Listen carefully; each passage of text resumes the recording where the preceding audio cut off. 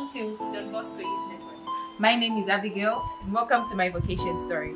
So today we'll be talking to a couple that's been married in the Catholic Church for a few years and they've been a great part in the youth ministry. So join me as I talk to Mr. and Mrs. Phiri. Don't forget to subscribe to the channel, click the bell for notifications and share the channel. Thank you very much, Tim. You are most welcome to our humble home, the home of Mr. and Mrs. Phiri.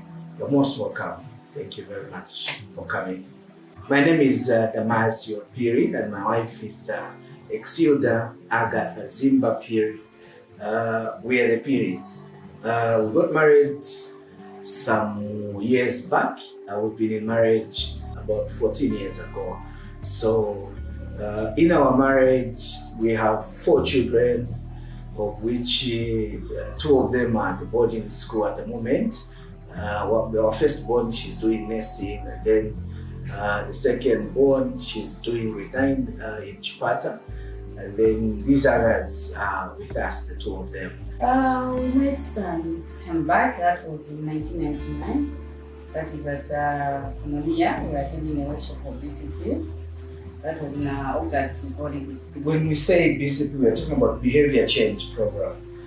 This is a youth program that is organized by the Lusaka Archdiocese. By that time, Father Andrew was was our coordinator, and he organized for that workshop where we went to Koinonia.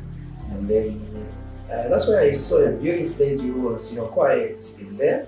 By that time, she was still at high school, and I was done with high school. So just looking at this woman who was giving responses in a matured manner, and then she caught my eye. So I said, wow, I think this woman, I need her in my life. And that's when I concluded to say that she's supposed to be my wife. Anyway, I wasn't even that much interested in it because I just saw it for the first time. Okay, we dated for 6 years, and that's when we decided to get married, to have a family together. And just even the same dating itself, for us to start dating, it took time. It took me a lot of months for me to, convince her. She wasn't an easy person. Yeah, I can say we had some challenges because each and every relationship, especially at the beginning, even in marriages, there are some challenges that we do go through. One of the challenges that I can recall, by that time we did have a stable job. Though at least I had support from my family members after I told them to say that I've met someone who wants to come and extend his hand in marriage. So I think that's one of the challenges that I can recall. Challenges, I think it was just an issue of money. Economically, it was a bit tough for me because I wasn't working. So by that time I was a volunteer at Yatani Radio, and then I also doing some part-time work as a teacher. So it wasn't paying me, handsomely. So it was a bit difficult for me to even talk to her in terms of marrying. We went into courtship before I even got a better job. So it was by faith. So when I got a better job in 2005, then in 2006 we said it's better we get married. So that's how we got married on the 12th of August. Yeah, 2006. House Manica is not all about marriage. You take it the way you've gotten into it, because those things are supposed to be earned by the 2 of you. So when you are in a courtship, you just have to know why you are there. Because if your concentration is just on money, then it means your relationship won't go anywhere. Because some of these things you have to have them, the 2 of you. So it's all about perseverance, not necessarily giving in just for you to know that the man really loves you, or maybe that's when you can make a move. You just have to be set, and then the most important thing in a relationship, it's prayer. Whenever you meet someone, you have to hand in that person into the Lord's hand. Because even the jobs, it's not every time that you find somebody who is stable for you to get married. But you need to see, and sometimes you're even able to tell that this person is potential. Then you just have to hang on. Not today you're with this one, tomorrow you're with that one. Sometimes things work together when you're together. Every time there are happy moments, especially when we have birthday parties. Normally on a birthday, each and every child, we bring ourselves to try by all means. Even if we don't go out, but we just make ourselves happy at home by organizing. Maybe just have a bride, a mini party, and of course some of the happy moments, like when I'm going through hard time, it's always there for me.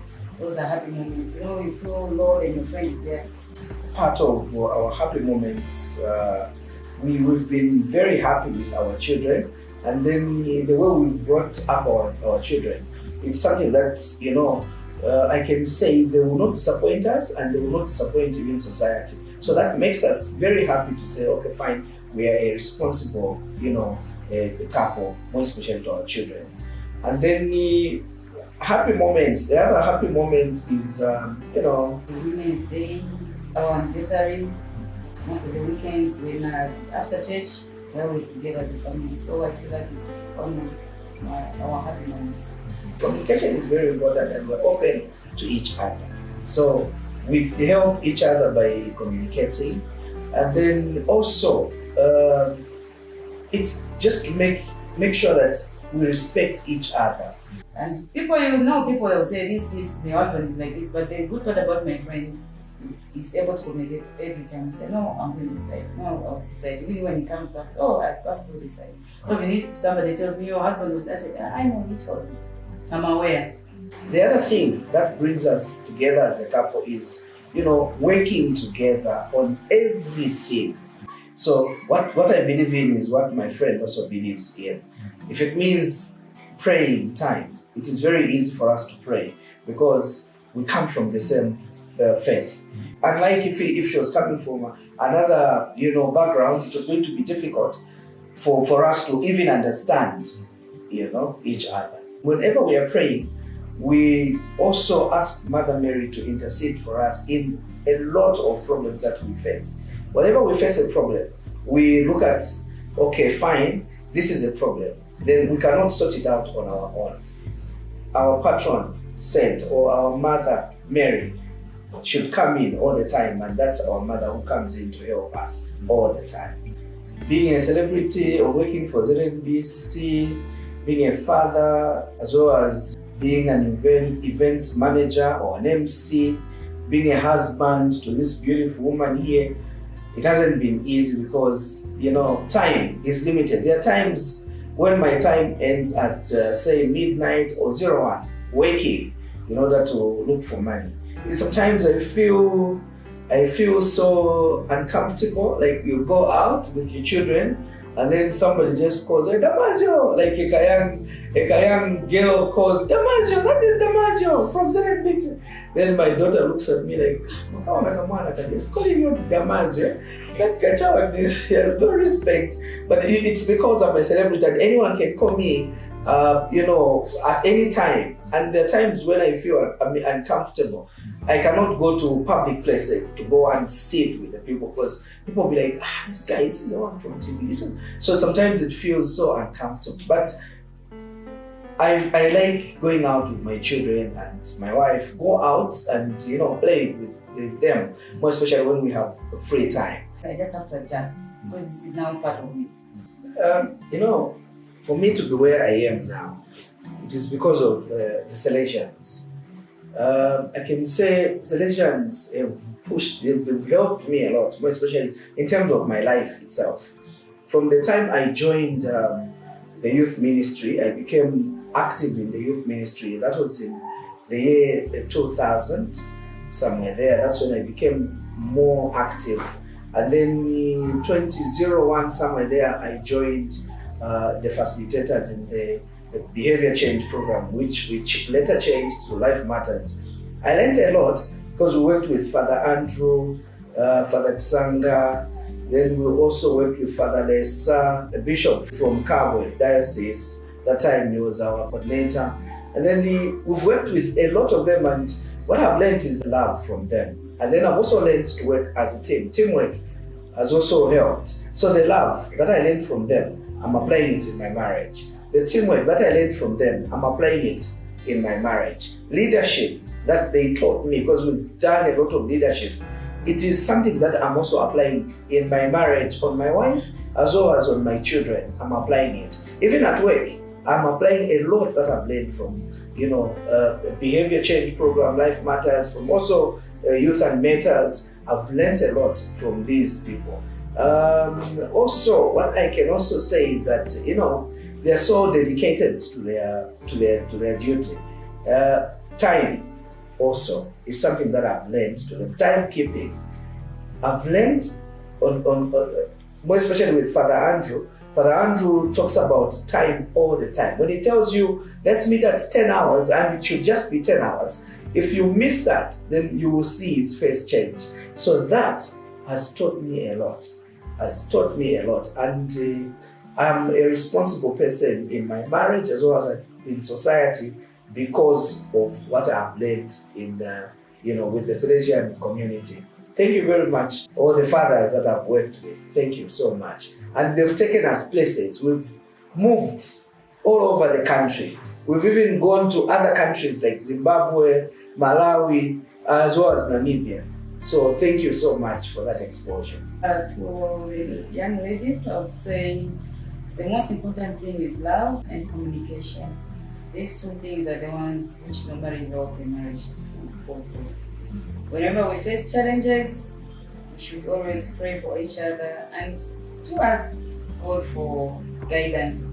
And sometimes when we look at sharing, maybe we may end up sharing with a wrong person. When you have a problem, always talk to your partner, present your problem or whatever you have, then I think that's the way to go. So you have to be serious as you commit yourself into marriage. It's not something to play around now. So I would say they are welcome to join the marriage profession. This is a very good profession, depending on how you take it. But what I can say is prayer is the foundation of marriage. So when you're marrying someone, it's not about experiments. It is something that you're going to create that relationship which is going to last forever. So let's take our time. You find someone, pray, so that God can show you if this person is the correct person or a wrong person. So let's not rush. Let's not choose based on our emotions. Let's choose according to what the Spirit says. So marriage is very nice. Marriage is such a beautiful thing. So let's not love based on money or on wealth. That is not love. It is going to destroy us. Inspirational, isn't it? So make sure to find out what your vocation is so that you can serve God in His church faithfully. Join me next time. As for now, hasta la vista.